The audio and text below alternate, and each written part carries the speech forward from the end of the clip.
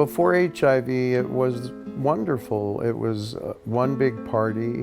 I was an employee of Studio 54. I was a busboy, and there was a lot of drug taking and a lot of sex.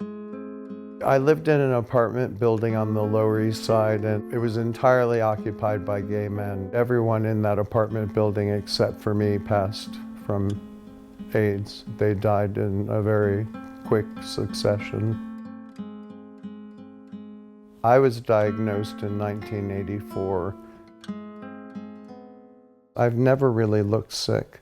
People look at us and they see these muscle, healthy-looking guys, and their attitude is, well, you're fine. They don't see what goes on behind the scenes.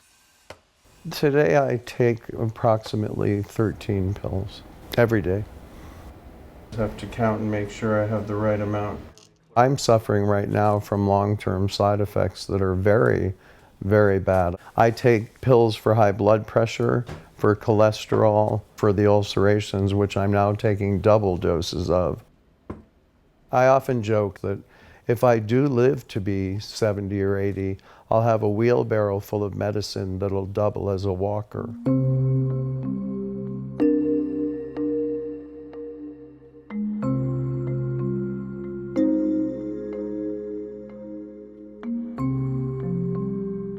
One of the biggest challenges for someone who's a longtime survivor of HIV is to maintain that level of adherence to medications and also to deal with the fact that they're aging. There's some concern that HIV in itself may adversely impact the aging process. There's a lot of conversation about frailty, and are people with HIV potentially more frail, or are they immunologically older than their age?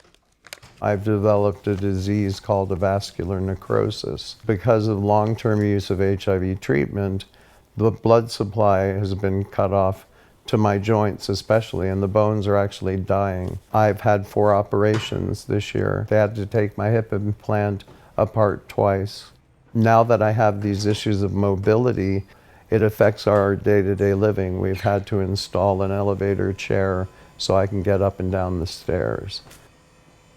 We know that by 2015, half of HIV-positive individuals in this country will be 50 and older. By 2020, that's 70%. For older adults who get infected later, they're still negotiating what it means to be HIV-positive. It's new to them. For those who are long-term survivors, they're negotiating a lifetime of living with this disease. And one night I just became horribly despondent and hopeless in a way I'd never been, and I swallowed 300 pills. The doctors said that I would either be in a coma for the rest of my life or die, but that I would likely die. And some great miracle, I woke up. My depression was clinical, not so much situational, but certainly I think it was exacerbated by the circumstances that I found myself in.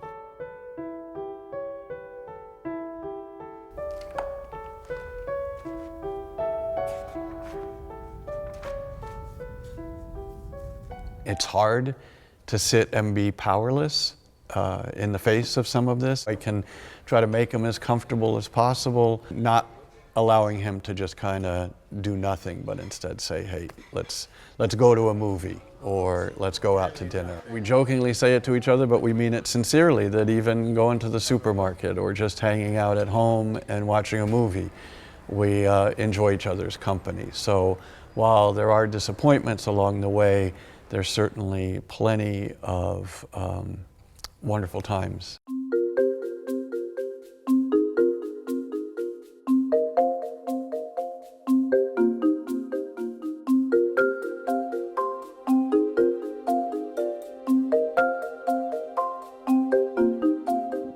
HIV is now a chronic disease that we can manage. So you can take that very same statement and turn it the other way and say, oh, HIV is a chronic disease that we can manage, so what's the big deal? That has potentially impacted people who are coming of age and coming into risk in the way that they think about risk in general. When we ask men in our studies now, young men, what they worry about finding a job, finding a place to live, having money.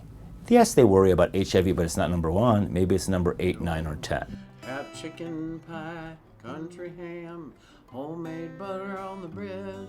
But the best darn thing about Grandma's house was the great big feather bed. What message do I come up with to get across to these young people that they have to take every precaution necessary, because even though they may live a long life, it may not be the kind of life they were hoping for. I'm in my 30th year of sickness. For the last 23, I have thought about death almost every day and wondering, when is my luck going to run out? I'm trying to not focus on HIV and make it my whole life. And it's very challenging, but I'm making headway. On Grandma's feather bed. Being out on a big ranch is a way of life that we cherish and we don't intend to change. Yeah, they're trespassing, they're crossing over, and they're illegals. It's just about making an effort to save life.